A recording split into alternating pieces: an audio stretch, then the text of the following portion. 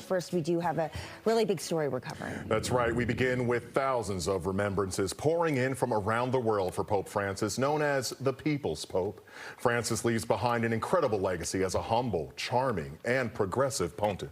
And just in the last few hours, the Vatican announcing that Pope Francis died from a stroke that put him into a coma and led to heart failure. We do have live team coverage tonight on Pope Francis's impact around the world and right here in the district. Let's start with our Bob Barnard live at St. Matthew's Cathedral with reaction. Bob?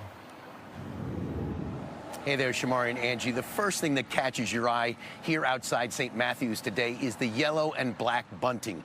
There it is, yellow, the color of the Vatican, black, of course, the color of mourning. There was a special mass for Pope Francis in the noon hour here at the cathedral today. Brothers and sisters, today let us ask the Lord for the grace of the certainty of the resurrection, the hope that comes from the resurrection, and to pray for our Holy Father. This Mass was attended by several hundred people just hours after the passing of the first Jesuit Pope, the first Pope from the Americas. He was 88 years old, in failing health, but seen in public in Rome at the Vatican just yesterday, Easter Sunday. Here now, Catholics and clerics on the death of Pope Francis and the legacy he leaves behind. It's a sad day, but it's a joyous day because he is with the Lord. And he had all his wishes really granted because he was able to be with the people for this Easter Triduum. One thing I will remember him for is his humility. He was very close to the poor and those who are less fortunate, and he so often advocated for them. And I think that's something that really touched me as well. Now, at the Basilica in Northeast today, bells tolled 88 times starting at noon, one for each of Pope Francis's 88 years of life. The afternoon service there was celebrated by the Archbishop of Washington, Robert Cardinal McElroy, and the Pope's ambassador to the U.S., Cardinal Christophe Pierre. Here now, the Monsignor Ronald Jameson from St. Matthew's Cathedral speaking about Pope Francis. He reached out to the peripheries. He reached out to the marginalized. He reached out to the poor. He reached out to the immigrant.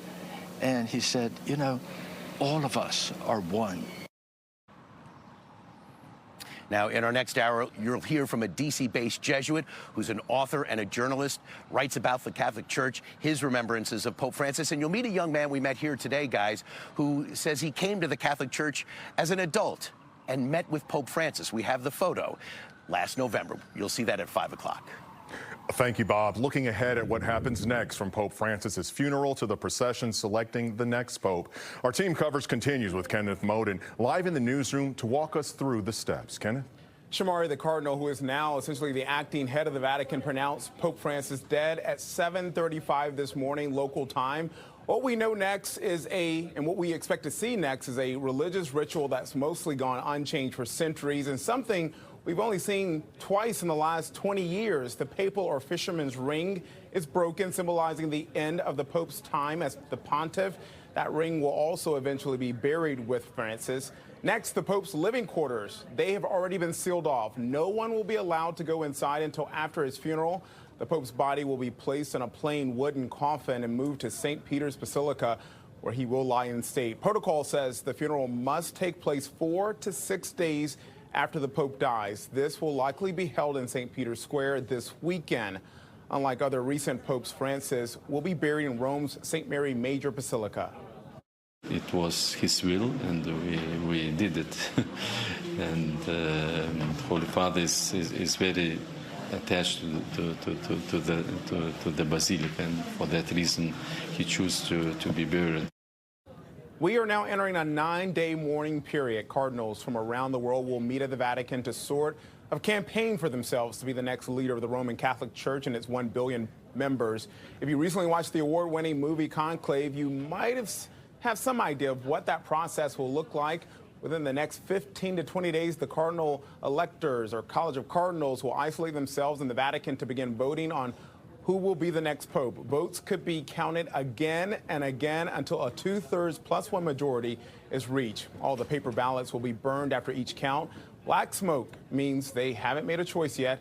White smoke, of course, means a new pope has been selected. Shamari. Thank you, Ken.